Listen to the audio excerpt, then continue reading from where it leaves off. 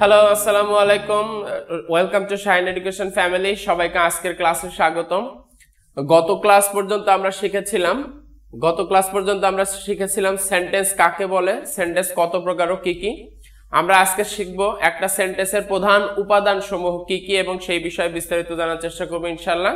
তো আজকে আমরা বোর্ডে একটু লক্ষ্য করলে দেখতে পাবো আমাদের আজকের ক্লাসের শিরোনাম sentence, subject, predicate and assertive sentence. আমাদের আজকে আলোচনাই থাকবে এই টপিকের উপরে।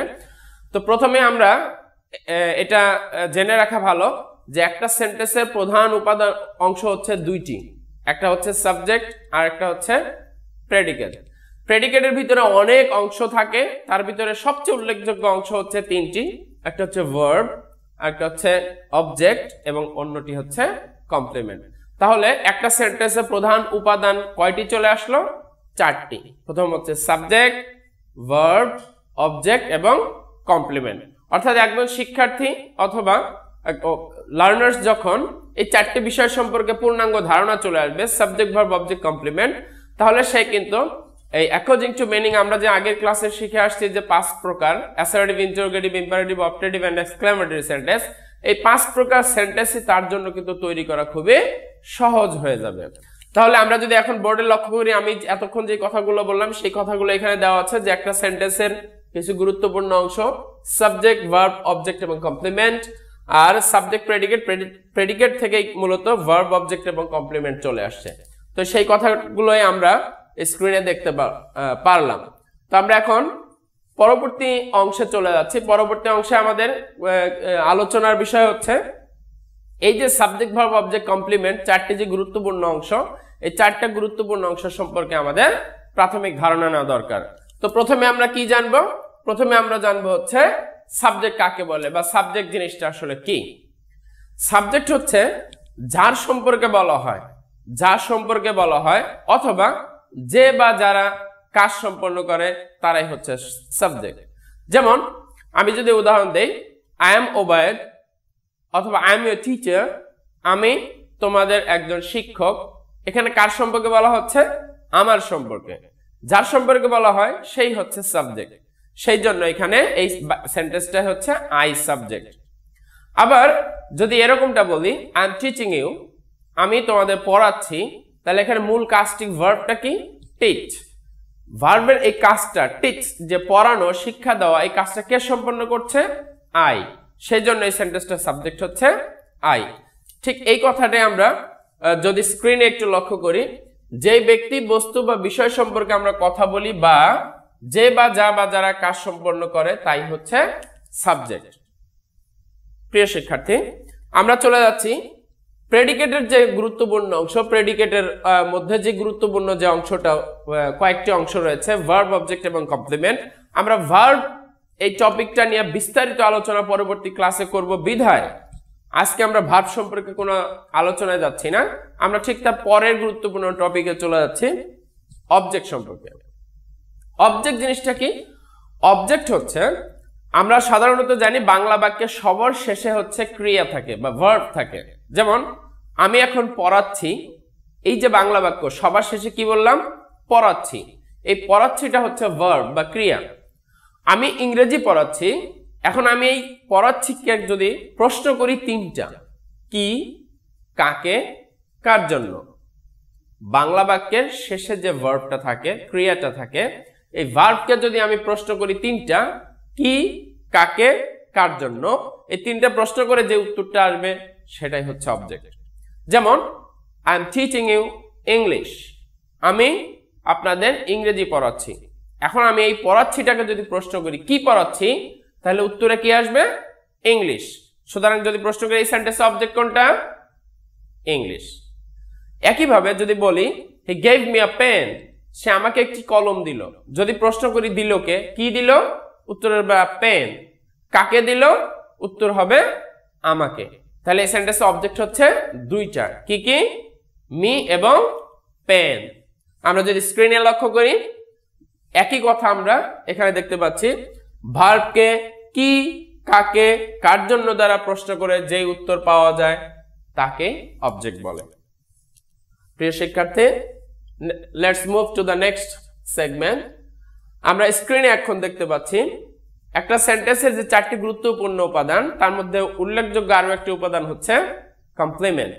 আমরা এখন কমপ্লিমেন্ট সম্পর্কে একটু ধারণা নিব।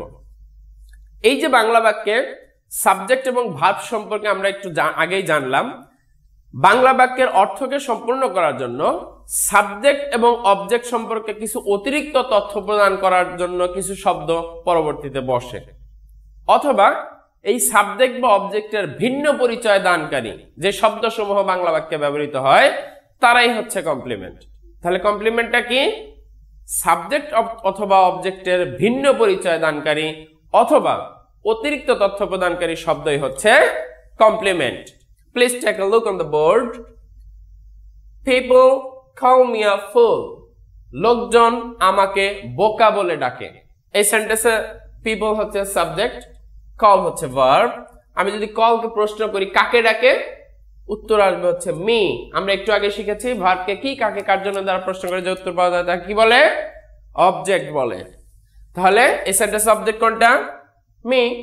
এখন তারপরে একটা শব্দ সংযুক্ত হয়েছে আ ফুল, বোকা। কে বোকা? মি, আমি বোকা। তাহলে এ ফুল যিনি, মিও তিনি। তাহলে আমরা একটু আগে যেটা শিখলাম সাবজেক্ট অথবা অবজেক্টের ভিন্ন পরিচয় দানকারী শব্দগুলো কি? কমপ্লিমেন্ট। সেই জন্য এই সেন্টেন্সে আ ফুল যদি পরীক্ষা আসে ফুলটা অবজেক্ট নাকি কমপ্লিমেন্ট, তাহলে উত্তর আমরা কি দেব? কমপ্লিমেন্ট। কমপ্লিমেন্টের সবচেয়ে গুরুত্বপূর্ণ একটি অংশ হচ্ছে, আমরা নোটটা একটু লক্ষ্য করি, নোটে দেওয়া আছে কমপ্লিমেন্ট কখনোই সাবজেক্ট অথবা অবজেক্ট হিসেবে ব্যবহৃত হতে পারে না। খুবই গুরুত্বপূর্ণ, এই নোটটা খুবই গুরুত্বপূর্ণ। একটা সেন্টেন্সে কমপ্লিমেন্ট কখনোই সাবজেক্ট বা অবজেক্ট হিসেবে ব্যবহৃত হতে পারে না। পরবর্তীতে যখন আমরা ভয়েস চেঞ্জ শিখবো, ভয়েস চেঞ্জের সময় আমাদের এটা কাজে লাগবে এই তথ্যটা। আমরা ভয়েস চেঞ্জের প্রাথমিক রুলসটাই জানি, অবজেক্টকে কি করতে হয়? সাবজেক্ট করতে হয়। অনেকে ভুলবশত ফুলকে অবজেক্ট মনে করে সাবজেক্ট করে ফেলবে এবং তাদের সেই ভয়েসটা কিন্তু ইনকারেক্ট হয়ে যাবে। কেন ইনকারেক্ট হবে? কারণ এই ফুলটা এই সেন্টেন্সে কিন্তু অবজেক্ট নয়, এখানে এ ফুল হচ্ছে কমপ্লিমেন্ট। আর আমরা শিখলাম কমপ্লিমেন্ট কখনো সাবজেক্ট হিসেবে ব্যবহৃত হতে পারে না।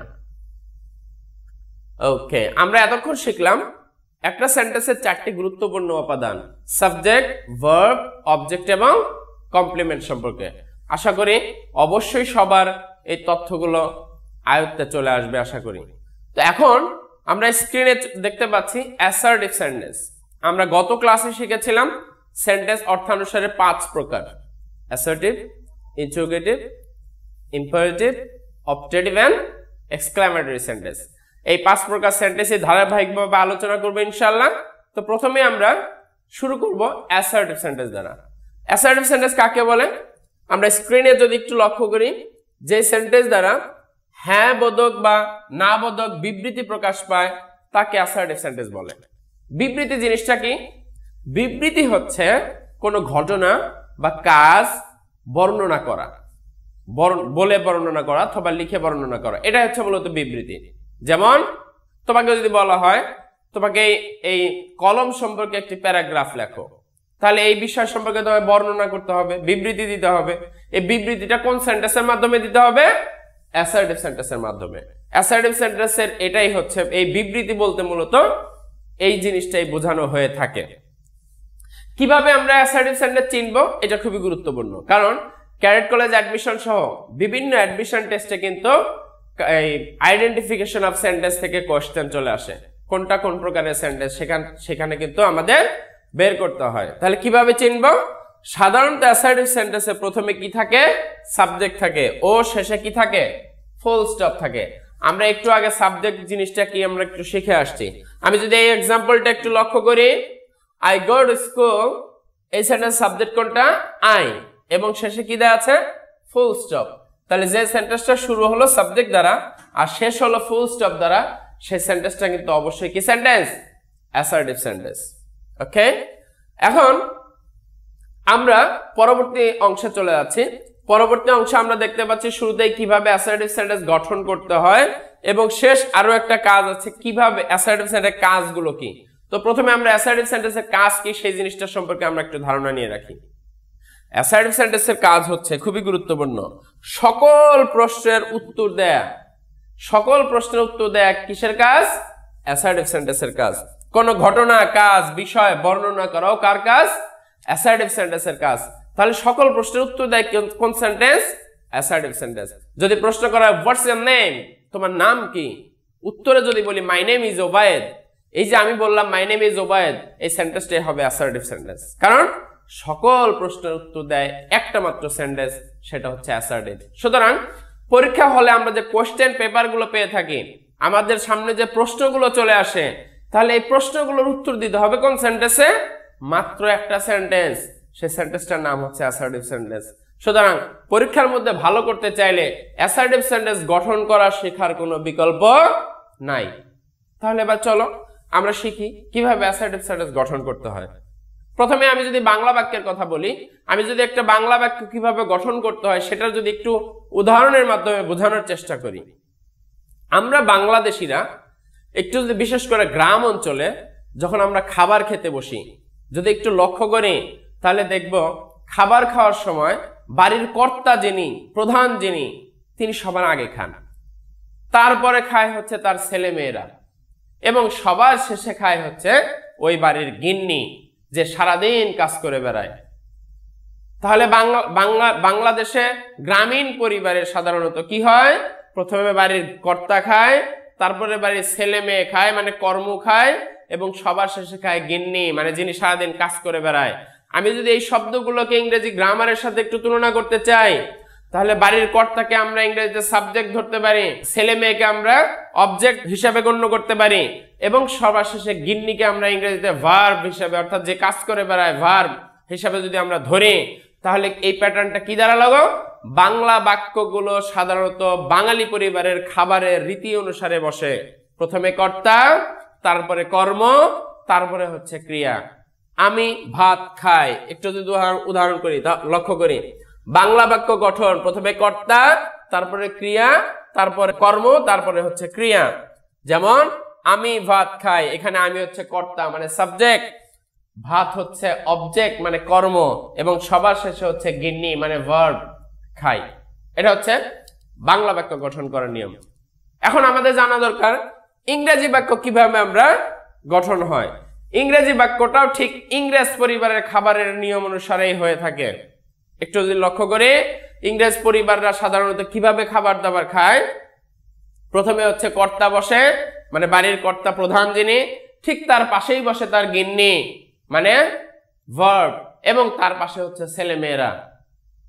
তাহলে ইংরেজি বাক্য ইংরেজদের পরিবারের খাবারের রীতি অনুসারেই বসে। প্রথমে সাবজেক্ট মানে কর্তা, তারপরে হচ্ছে ভার্ব গিন্নি, এবং সবার শেষে হচ্ছে অবজেক্ট মানে কর্ম।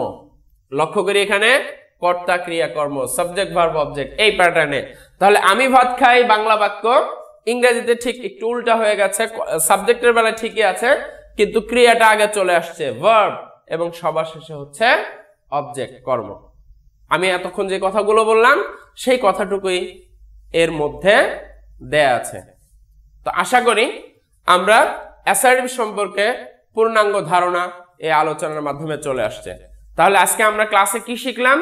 আজকে আমরা ক্লাসে শিখলাম একটা সেন্টেন্সের প্রধান অংশ হচ্ছে চারটি, সাবজেক্ট ভার্ব অবজেক্ট কমপ্লিমেন্ট, আর হচ্ছে অ্যাসার্টিভ সেন্টেন্সের কাজ কি, কিভাবে অ্যাসার্টিভ সেন্টেন্স গঠন করতে হয়, এবং অ্যাসার্টিভ সেন্টেন্স কিভাবে চিনতে হয়।